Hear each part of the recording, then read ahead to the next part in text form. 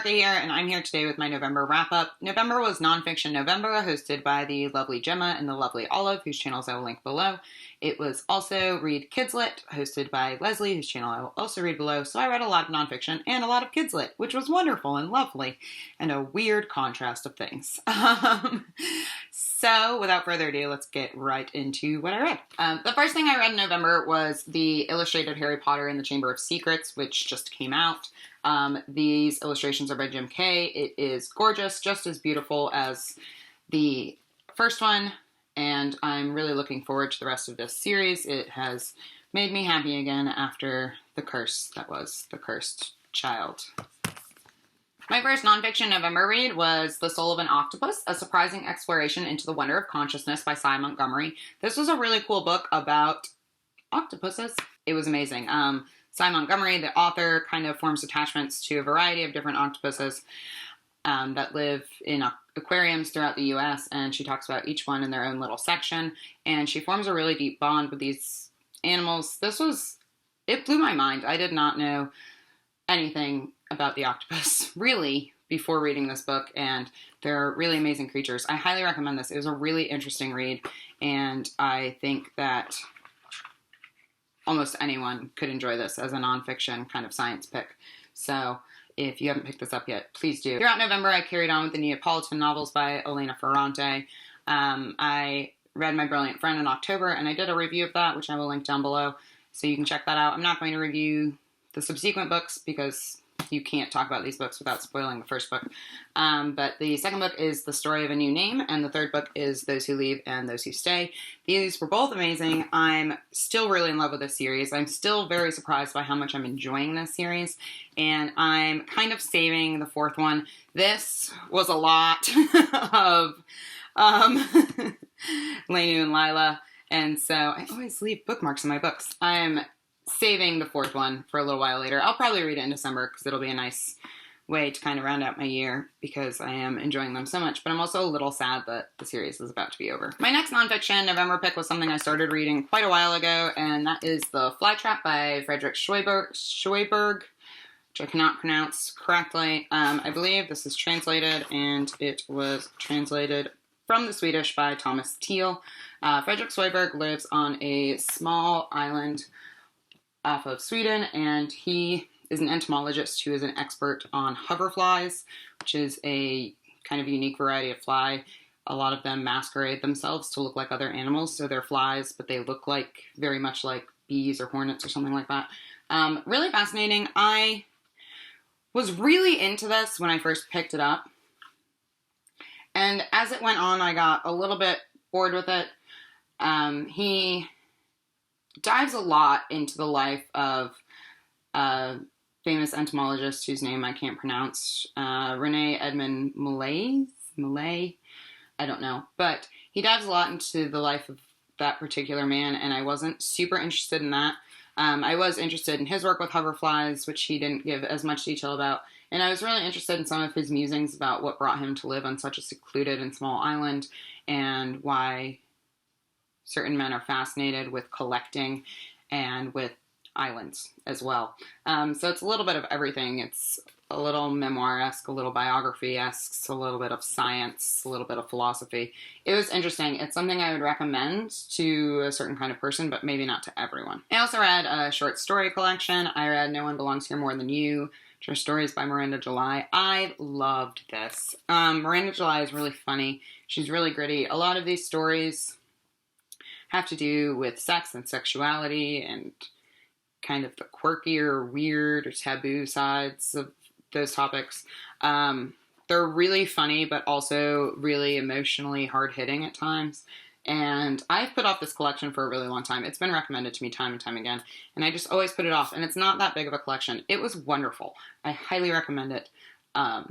Definitely give it a go. I'm really looking forward to reading her novel now. I read Matilda by Roald Dahl. I do not believe I have ever read this book, which is kind of a shameful thing to admit as a book lover, and I loved Roald Dahl as a child. But I don't think I ever got to Matilda. I've seen the movie many, many, many times, but I don't think I ever read this because while I was reading it, I was like, I don't think I did. I honestly can't remember if I have, but I definitely didn't remember it. And it was lovely. I can't remember the last time I read a Roald Dahl book. And it was excellent. Everyone knows the story of Matilda. So I definitely enjoyed that. It was kind of a nice light read. I think I read that around election time, and it was just a comforting thing to take my mind off of the horrors that are American politics right now. Another book I read for Read Kidslet is Econo Witch by Nnedi Okorafor. Nnedi Okorafor has written a lot of adult science fiction as well, and her novella Binti, if you don't know, recently got a lot of acclaim in both the Hugo and the Nebula Awards. She's absolutely fabulous. And honestly, this was a cover buy for me because this cover is super cool. But it's middle grades, for YA, fantasy. It's set in Nigeria, and the main character, Sunny, discovers that she has magic. The magic system's really cool. I found kind of the placement of the book in Nigeria and the culture that comes along with that to be really refreshing in a science fiction book. And for that reason, I'm now really looking forward to reading Okorafor's Lagoon, which is also set in Nigeria, and it's adult sci-fi. But it was wonderful. I've heard and I read a lot in people's reviews of this that the magic system was like too much like Harry Potter. I didn't find that. And even thinking about it now, I don't. So maybe if you think that going into it, you might find it. But I didn't feel that way at all. I thought that this was really refreshing and really unique as far as middle grades fantasy goes. My next nonfiction November read was Louettes by Maggie Nelson. And in case you haven't realized, there's kind of a theme here where I switch back and forth between a children's book and a nonfiction book. Maggie Nelson is famous for The Argonauts, which is an amazing, amazing book. And a book that I will read many times over, I think, because there's a lot to be gotten out of it. Louettes is a book that Maggie Nelson started when she realized that she was in love with the color blue and that she was fascinated by the color blue. And it's a very strange little book. It's laid out quite like The Argonauts, where it's kind of almost stream of consciousness, where she kind of, like, the thoughts are connected, but she kind of dips in and out of things, as you can see. Like, the paragraphs are numbered, and they're their own unique thoughts and their own kind of unique vignettes that stand alone, but they also create this bigger picture, which is really fascinating. So she kind of talks about her love of the color blue and how she's associated with it throughout her life. And she also discusses some famous philosophers' ideas of the color blue and what the color blue has meant in different cultures throughout the world. It's really a fascinating little book. It took me no time at all to read. And Maggie Nelson's writing is stunning. So that was a very unique book and a lot of fun. Read one graphic novel this month, actually a graphic memoir, and that is Everything is Teeth by Evie Wyld, illustrated by Joe Sumner. Evie Wyld in this book kind of chronicles her fascination with and fear of sharks, especially during the summers where her family stayed in Australia. And it's really a beautiful book. I'll talk about it more in my next graphic novels wrap-up, which will be happening towards the end of this month, but I enjoyed it. I've heard so much praise for this book, and I really thought I was going to love it more than I did. I gave it 3 stars in the end. It was a good book, but it didn't blow me away. It didn't knock my socks off. The last book I finished at this point in November, and today, when I'm filming, it is the 28th, is Nicotine by Nell Zink. This was my book of the month pick this month. And first of all, this cover is badass. And I was really excited to have this. Second of all, I would just like to congratulate myself for being committed to reading my book of the month book in the month that I received the book, because this is like 4 months running now that I've done that, which is really surprising myself here. But yeah, this is a gorgeous book. I really like underneath it's white and pink. But it is an interesting book. It's about this girl named Penny. And her family has a little bit of a weird history, and I'm going to do a full review on this, so I'm not going to go too far into it right now. But Penny's father dies in the beginning of the book, and there are some properties that the family is deciding kind of what to do with because he didn't leave a will.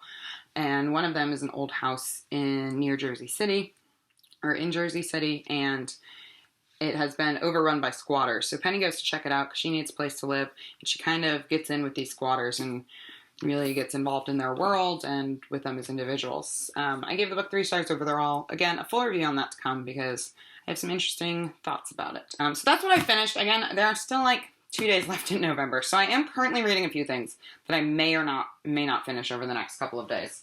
I'm reading 4 things, actually. So I am working on my last 2 books from my nonfiction November TBR.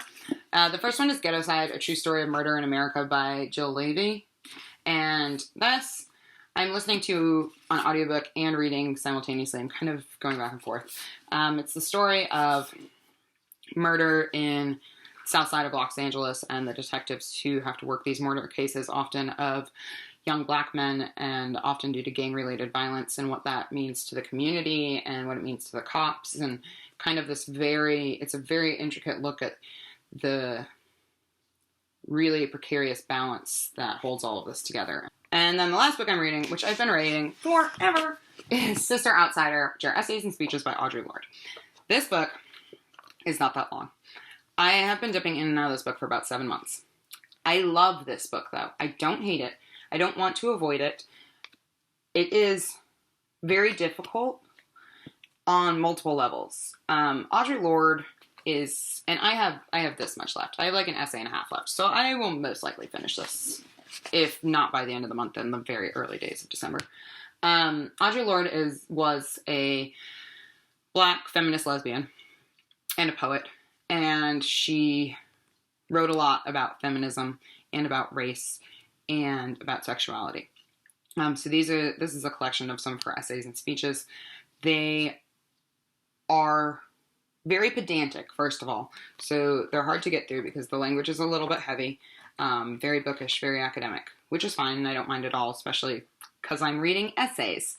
Not only that, but they're very eye-opening, they're very profound, super, super, super important. There's a lot going on right now in the feminist community, and there are a lot of people talking about intersectional feminism. If you would like to educate your damn self about some intersectional feminism and why it's important, you have to read this book. It is of the utmost importance. There is an essay in here, and I have notes. Hold on. There is an essay called An Open Letter to Mary Daly, which Audre Lorde wrote in response, I believe, to an article or an essay written by Mary Daly about feminism, in which Mary Daly basically excluded any sort of intersectional feminism, and it was a very white feminist piece. And Audre Lorde responds to that and writes her a letter.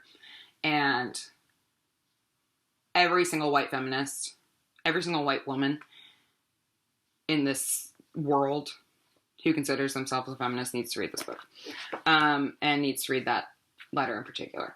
So this book has been difficult for me on a number of levels. A, because it's slow going, it's very pedantic, it's very bookish, and B, because there's a lot going on here. There's a lot to dissect. There's a lot for me to think about. There's a lot for me to own up to. It's been a really emotional read for me, and I cannot emphasize enough how important this book is and how everyone needs to be reading it. Other books I'm reading: Zadie Smith's Swing Time. I just got this. I had pre-ordered this, and just got it. I am about 100 pages in. I am in love. This is so good. It was just released, in case you didn't know, and it's amazing. And honestly, even though I'm 100 pages into it, I don't know that much about what it's about, because I still have avoided reading the blurb for it. So, like, I have an idea of the characters, and I can tell you that, but I can't tell you much. So I'm not going to. It's really good, though. The last thing I'm reading right now is Writing Down the Bones, Freeing the Writer Within by Natalie Goldberg. This is something I am reading because I am, in a couple of weeks, going to start going to a free writing prompt class. I have mixed feelings about writing. I've always written. I don't know that I necessarily want to be a writer, but I find writing very liberating for me and utilize it a lot as a form of self-care. And the class is kind of based off of some tactics that Natalie Goldberg presents in this book, so I want to read this book before I go. So that's all that I read in November and that I'm currently reading. I hope you all had a good November. I read a lot of really awesome stuff. Not a bad book in the bunch. So please tell me what you read in November that you particularly enjoyed, and I will be back tomorrow with another Vlogmas video. Thank you so much. Bye.